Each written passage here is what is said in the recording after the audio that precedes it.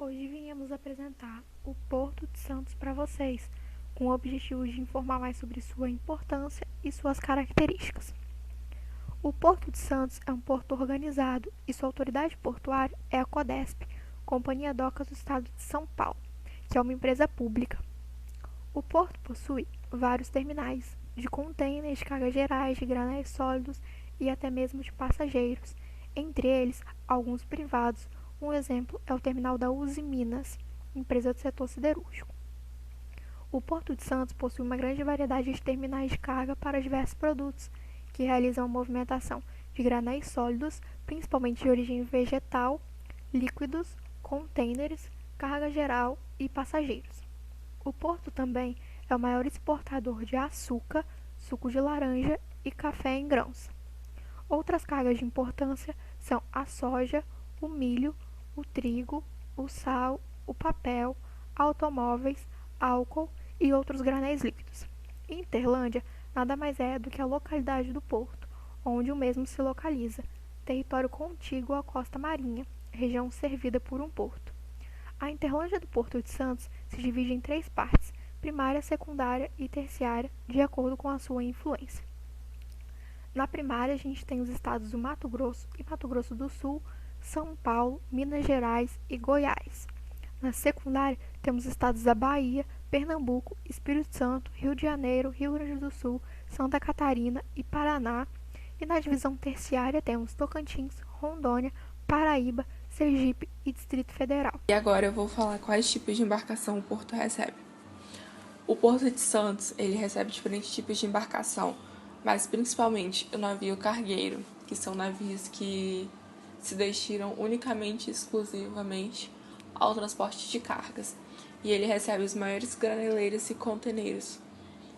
Essas embarcações, elas trazem sal, carvão, produtos químicos, açúcar, soja e milho e etc. e afins.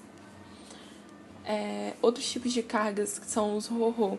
São caracterizados pelas rampas instaladas em sua lateral ou na parte de trás, e é por elas que as cargas carregadas em caminhões são embarcadas ou desembarcadas.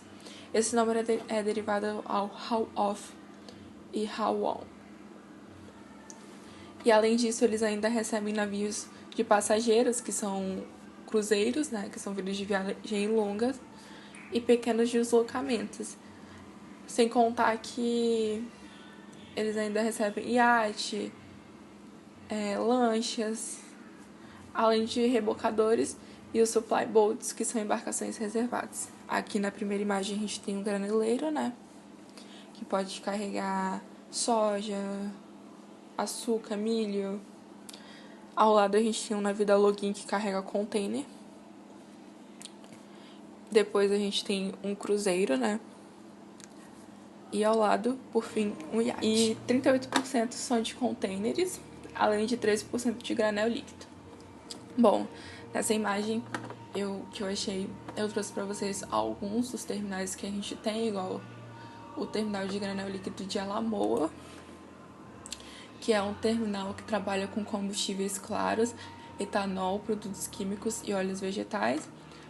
Ao lado, que não está sendo representado na figura, a gente tem o Brasil Terminal Portuário, o BTP, que ele mexe com container. Depois, o cais do Sabó, que é um cais que trabalha com cargas de projeto, containers, veículos e celulose. Após, o cais de Paquetá, que trabalha com trigo, açúcar, farelo de soja, milho, celulose e fertilizantes. Depois a gente tem o cais de Outeirinhos, né, que ele é dividido em 3 partes, que são os terminais açucareiros, que trabalham com açúcar, soja e milho. Depois a gente tem o dos terminais da curva 23, que no caso trabalha com sal, fertilizantes e passageiros. E por fim, a seção sul, que trabalha com trigo, milho, soja e farelo de soja. Bom, ao lado desse cais, a gente tem o cais do Macuco, que trabalha com sucos, trigo, celulose e sal. E aí, esse cais ele é dividido em 2, né, desse cais que eu acabei de falar, e no cais da Libra, que é de containers. E aí, esse cais ele é dividido em 2, né, desse cais que eu acabei de falar, e no cais da Libra, que é de containers. Logo no finalzinho ali a gente tem o terminal da Ponta da Praia, que trabalha com soja, milho e farelo de soja. E na frente desse terminal de Ponta da Praia, juntamente com um pedacinho na frente, né? Juntamente com o Cais do Macuco, a gente tem na parte da frente, né? O terminal de granéis sólidos da Conceiçãozinha, que é dividido em dois, né? Que um trabalha com soja, milho, farelo de soja e açúcar, e o outro trabalha com fertilizante e enxofre. Agora eu vou mostrar um pouco dos terminais privados. Bom, a gente tem o Tiplan, que no caso é privado, né, como eu falei. Trabalha com fertilizantes, enxofre, amônia, açúcar, grão de soja, milho e farelo de soja. O TPMC, que é da Uzi Minas, ele mexe com produtos siderúrgicos e carga geral. O TPMC também, só que é arrendado para a empresa TPMC. Ele trabalha com produtos siderúrgicos e granéis sólidos, minerais, carvão mineral e minério de ferro. O terminal marítimo Dow, que é da Dow Brasil, e eles trabalham com produtos químicos e soda cáustica. O terminal de suco cítrico Cultrale, que trabalha com sucos e grão de soja. E o DP World Santos, que é da Embraport, Tipo de que trabalha cargas com que o Porto de contêineres. Santos movimenta por cabotagem e da sua importância para a sociedade local. Primeiramente, o Porto de Santos carrega 3 tipos de cargas: a carga granel, seja sólida ou líquida, a carga geral e a carga container. E um adendo sobre as cargas a granéis é que a maioria de suas cargas tem como destino o Nordeste. Isso se dá às baixas tarifas que os navios têm para a região nordestina. Pegando agora alguns exemplos de produtos da cabotagem, nós temos o açúcar, que em 2018 o Porto de Santos se manteve líder na cabotagem desse produto e foi responsável por 75% de todo o produto escoado pelos portos brasileiros. No gráfico, nós podemos ver a relação da porcentagem de Santos com outros portos, como Paranaguá, com 15,2% e Maceió, com 8,4%. Também temos o milho, que em 2018 também Porto Santo se manteve líder, com uma participação de 53,7%. Falando agora de containers, no embarque, o transporte por cabotagem subiu 8,4% e no desembarque subiu 1,8%. No gráfico, nós vemos a movimentação mensal de container por unidade no Porto de Santos em 2018.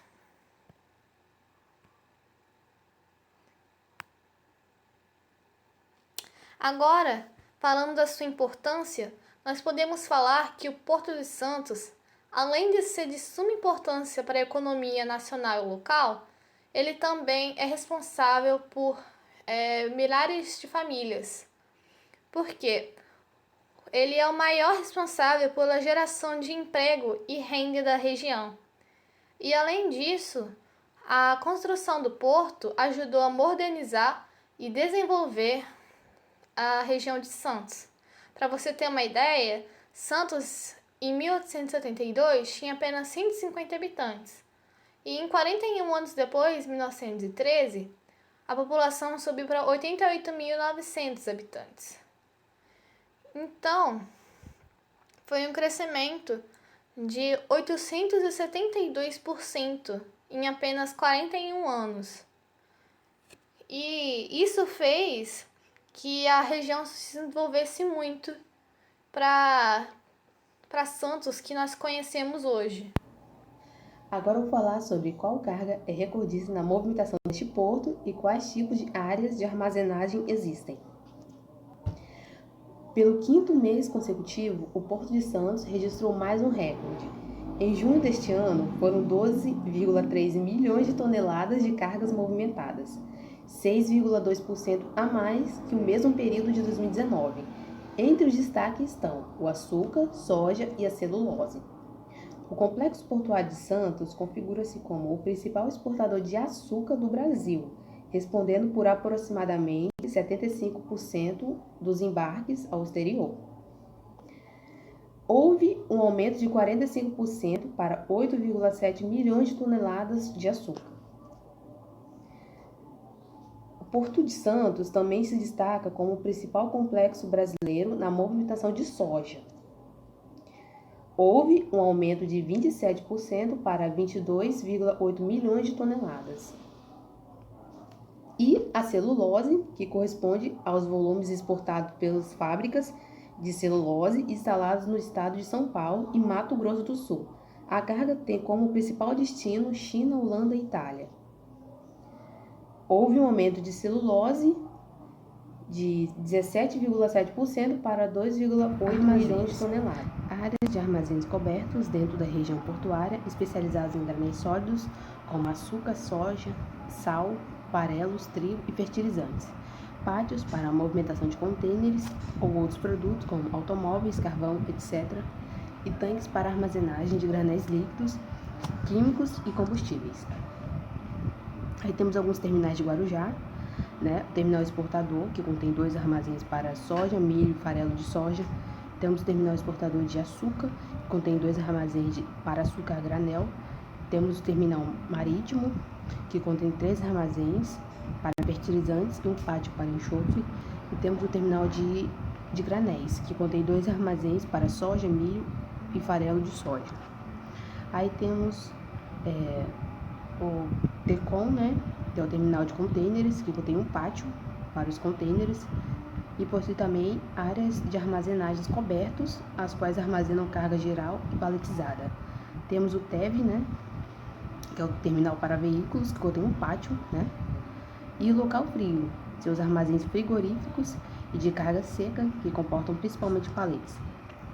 Temos aí algumas empresas, né, a primeira aí, né, instalações de armazenagem de granéis líquidos situadas dentro da área do porto organizado, e as outras últimas são instalações de armazenagem situadas fora da área do porto. Aí temos o TIPLAN, que é o terminal integrador portuário, que contém um tanque para amônia, 2 pátios para enxofre, 2 armazéns para fertilizantes, 2 armazéns para grãos e farelos, um armazém para grãos, farelos e açúcar e um armazém para açúcar. Aí temos aí a figura mostrando, né, cada um, armazém, pátio. E temos o cais de Paquetá, né, que possui um armazém para granel vegetal, 2 armazéns para fertilizantes, um silo para trigo, um para granel vegetal e 3 armazéns para celulose. Vou falar um pouco sobre as áreas de atracação do porto e alguns dados técnicos dele também. Por ser o maior porto da América Latina, o Porto de Santos conta com uma extensão de cais de 15.960 metros e 7,8 milhões de metros quadrados de área útil. As áreas de atracação, elas também são conhecidas como berços de atracação e elas são o setor mais próximo do cais. Nessas áreas, os navios eles permanecem amarrados durante o período de operação deles. E nesses locais, elas permitem ter uma profundidade menor, porque nessas áreas as embarcações não precisam de muita lazeira. Lazeira é como eles chamam o espaço entre o fundo do casco do navio e o leito do estuário. O Porto de Santos conta com 65 berços de atracação, alguns deles se situam em terminais privados, mas no geral são um berço para veículos, 17 para containers, 5 para fertilizantes e adubos, 6 para produtos químicos, 2 para sucos cítricos, 8 para granéis sólidos, 1 para o sal, 2 para passageiros, 1 para produtos de origem florestais, 1 para derivados de petróleo, 4 para trigo, 5 para produtos siderúrgicos, 10 para cargas gerais, 2 para cargas multiuso e 1 para cargas offshore. O canal de acesso e navegação possui 220 metros de largura mínima. O Porto de Santos ele se situa em um estuário que recebe, por por características naturais dele, muitos sedimentos. E isso, ao longo do tempo, vai provocando constante assoreamento do canal de navegação. Então, é desenvolvido um trabalho de dragagem constante desse canal de navegação para que o porto não se limite a profundidades menores, a poucas profundidades, no caso. Porque com o assoreamento, a profundidade vai diminuindo. No caso, ele ficaria para receber navios de até 7 metros, por aí. A bacia de giro ou bacia de evolução, elas possuem maiores profundidades porque o navio precisa de uma profundidade maior para fazer as manobras, para que não corra o risco do casco do navio bater no leito do estuário e prejudicar a segurança da embarcação ou até mesmo a estrutura. Pelas características do estuário onde o Porto de Santos se situa, ele possui bacias naturais. Como eu falei, são os locais onde os navios fazem as manobras e também possui 15 metros de profundidade e 220 de largura. Falando um pouco mais sobre a profundidade original do Porto de Santos é de 6 metros, porém são feitos constantes processos de dragagem que ampliaram esse espaço e hoje ele possui 15 metros de profundidade. Além disso, o estuário onde o Porto de Santos é situado, existiam muitas pedras durante o caminho.